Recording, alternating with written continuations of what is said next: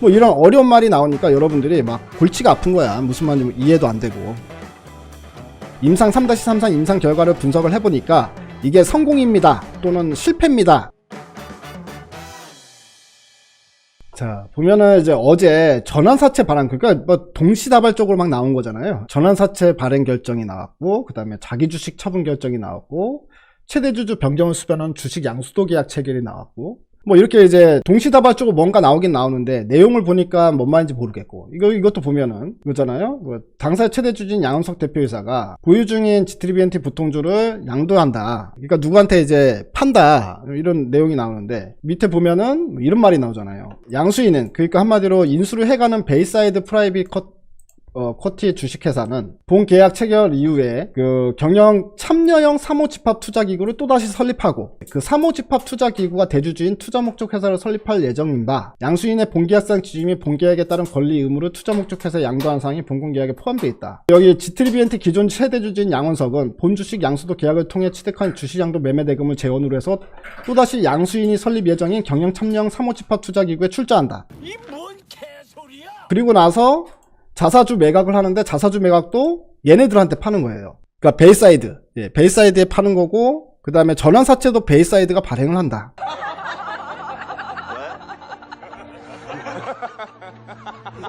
이게 도대체 무슨 말이냐면요, 이렇게 생각하시면 됩니다. 아까 그 양원석 대표가 GTBNT의 최대 주주인데 지분이 3.9%밖에 안 돼요. 근데 여러분들 지난번에 제가 말씀드렸던 것처럼 안구건조증 3-33상이 마무리가 됐잖아요. 이제 종료가 됐습니다. 이제 1월 달에 탑라인이 발표가 돼요.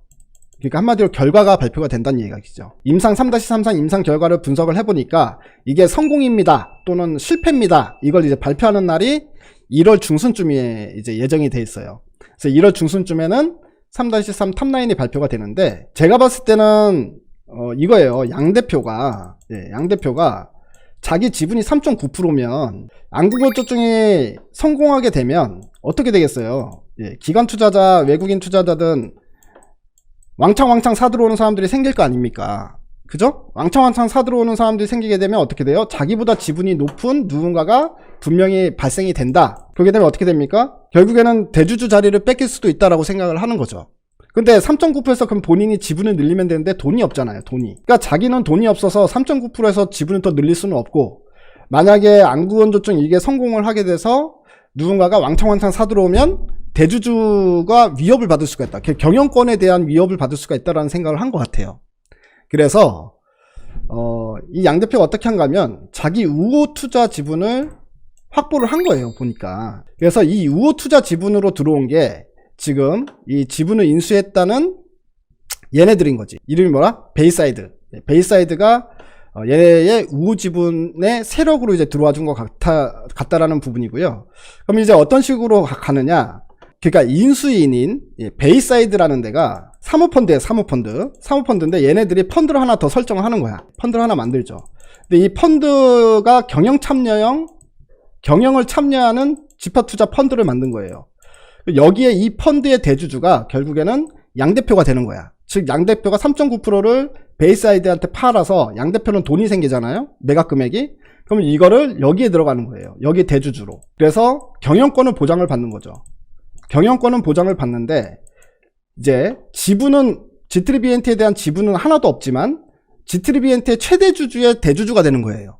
그러니까 그런 방식이고요. 그러니까 베이사이드 같은 경우에는 자사주도 플러스, 그러니까 양원석 대표의 지분을 인수를 했잖아요. 그럼 3.9% 플러스 베이사이드가 그 자사주 1.5%인가? 예. 그렇고 그 다음에 전환사채 발행까지 해가지고 그것도 이제 지분 전환을 하겠죠. 그렇게 되면 총 하면 10% 이상의 지분이 확보가 되는 거예요. 그래서 대주주가 양원석 3.9%의 대주주가 이제 베이사이드의 10% 이상의 지분을 갖고 있는 대주주로 변하는 거고, 그리고 이 베이사이드의 안에 있는 경영권, 그러니까 GTBNT의 경영권을 갖고 있는 펀드의 대주주는 양원석이 되는 시스템이다. 이런 부분으로 볼 수가 있어요. 간단하게 설명하면 그겁니다. 간단하게 설명하면. 예. 자, 그러면 여기서 우리가 생각해 볼 문제가 있죠. 뭐냐면 양원석 대표의 입장이 있을 거고 왜 이런 짓을 했는지 이게 이제 우리가 생각해봐야 될 문제고, 두 번째는 벨사이드 그 사모펀드 입장을 보면 되죠. 자, 양원석 입장에서는 사실 3.9%로 그동안 살아왔는데 3.9%가 왜 갑자기 이렇게 가면은 큰일 나겠다고 생각을 했을까요? 중요한 건 3-3상의 결과가 만약에 실패라면 베이사이드가 갑자기 돈 수백억을 투자하면서 이거를 매수를 해줄 가능성이 제로. 얘네들이 왜 돈 잃으려고 그러면, 예를 들어서 실패 나오면 어떻게 돼요? 주가가 급락이 나와요. 하한가를 때려 맞아야 돼. 하한가 때려 맞으려고 몇백억을 투자하면서 GTBNT 최대 주주로 올라올 사모펀드가 세상에 있습니까? 없습니까? 없죠. 자, 그럼 양원석 같은 경우도 이건 둘이 뭔가 의견이 맞아 떨어졌다는 건데, 베이사이드는 지금 제가 봤을 때 지분 인수를 들어오기 전에 제일 먼저 확인할 게 뭡니까? 이번 3-3상 결과 어떻게 됐어? 이거 아니에요? 보나마나? 그러면 이번에 당연히 성공했어. 이 말 들으니까 얘네들이 최대 주주로 들어오게 되는 거지. 이것도 확인을 안 하고 얘네들이 최대 주주로 들어올 가능성은 희박하다. 이렇게 이제 보여요. 그 양원석 같은 경우도 그러면은 자기 3.9%에 대한 지분에 대한 우려감을 왜 가졌을까? 성공했기 때문에 우려감을 가지지, 실패했는데 왜 지분에 대한 우려를 가져요? 아무도 안 살 텐데. 오히려 다 지분 좀 들고 있는 사람들이 제일 먼저 팔고 나가야 되지 않겠습니까? 그래서 지금 어저께 나왔던 공시사항은 일단 제가 봤을 때는요, 3-3상이 성공했을 경우에나 일어날 수 있는 일이다 라는 생각이 들어요. 물론 이게 제 내피셜이고 제 주관적인 판단입니다. 그쵸? 어떻게 보면 꼼수를 쓴 거잖아. 양원석 대표 같은 경우는 꼼수를 써가지고 10% 이상의 우호 지분을 확보를 해가지고 안정적인 경영권을 확보하고 싶으니까 이 딜을 했을 거고, 물론 먼저 찾아다녔겠지. 근데 이거에 대해서 오케이 사인하고 이거를 인수를 해주고 자사주까지 매입하고 전환사채까지 발행해주는 그 놈은 뭔가 본인이 이번에 이제 당장에 1월 달에 결과가 발표되는데, 중요 임상 결과가 발표되는데 그 결과를 모르고 과연 이 돈을 투자할 수 있어요?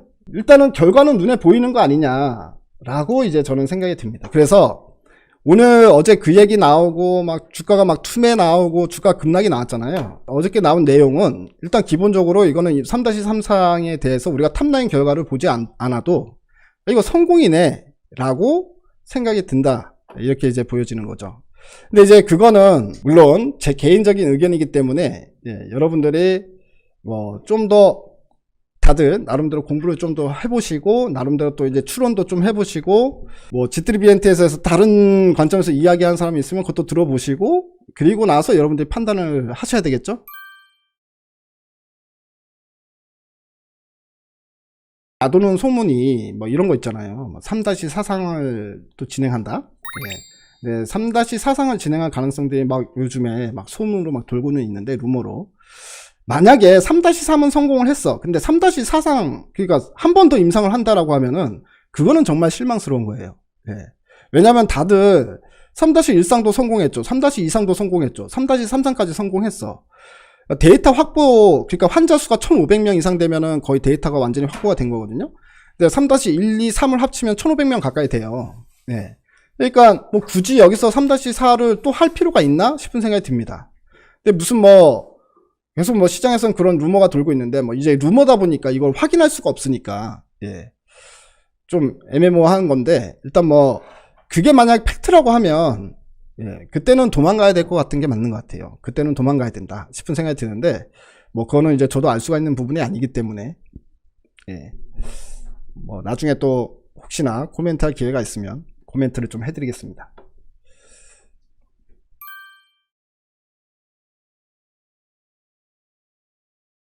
그래서 결국에는 여러분들, 제가 이제 유튜브에서 하는 얘기는, 여러분들 이제 질문이 들어오면 저 같은 경우에는 그냥 리스크 있는 발언을 아예 그냥 빼고 이야기를 하면, 정답을 제가 생각하는 걸 알려드리지 않는 거고요. 저 같은 경우에는 여러분들이 질문이 왔을 때 그냥 진짜로 그게 틀리든 맞든 중요하지 않습니다. 그냥 제 생각을 직접적으로 얘기해 드리는 게 맞잖아요.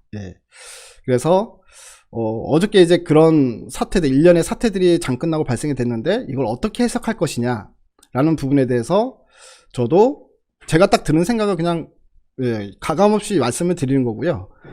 여기에 대해서 여러분들이 판단을 하셔야 됩니다. 제가 여러분들한테 이거 사도 된다 팔아도 된다라고 판단을 해드릴 수 있는 건 아닙니다. 그거는 여러분들이 참고하시고, 그러니까 이게 도덕적 윤리적으로 이런 종목은 사면 안 돼 라고 하신 분들은 아예 그냥 관심 꺼버리시면 되고요. 혹시 막 들고 있어가지고 걱정되시는 분들은 이제 제 얘기도 참고하고 다른 쪽 얘기도 좀 찾아보셔야 돼요. 왜냐면 본인이 들고 있기 때문에. 예. 본인이 들고 있는 종목인데 본인이 알아서 찾아보고 본인이 알아서 어쨌든 결과에 책임을 져야 되잖아요. 예. 그러면은 가만히 앉아 있어서는 안 되죠. 여기저기 또 찾아보고 내용들이 있는지도 찾아보고. 예.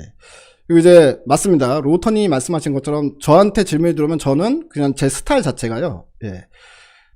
그냥 이거 뭐 틀리면은 욕먹을 거 생각해가지고 이렇게 몸 사려가면서 얘기하는 스타일은 아닙니다. 그냥 진짜 예, 순수하게 제가 드는 생각을 말씀드리는 것 뿐이니까 예, 그런 것들은 여러분들이 그냥 알아서 걸러서 듣고 걸러서 판단하시면 되겠습니다.